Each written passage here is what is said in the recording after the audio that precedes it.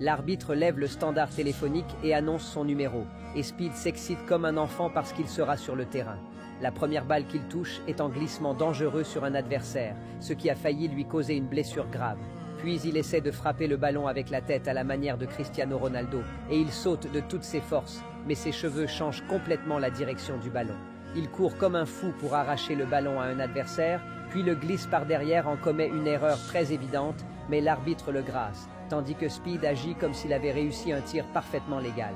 Il essaie de casser une autre balle et commet une nouvelle erreur, cette fois en se mettant tellement en colère contre le joueur adverse qu'il se place sur lui et lui crie dessus sans aucune honte. Puis il met toute sa force pour sauver le ballon et réussit, mais il le sauve de sa propre main comme si les règles ne s'appliquaient pas à lui.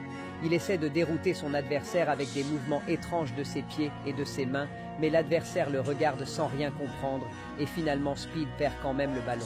Il revient pour effectuer une intervention glissante inutile juste pour montrer, perdant la possession et finissant allongé au sol. Il surpasse un défenseur en vitesse et est dans le cadre, puis tire hors limite pour la plus facile occasion de s'inscrire dans sa carrière. Il obtient ensuite un penalty, recule puis court vers le ballon et tire, mais le gardien réalise un arrêt.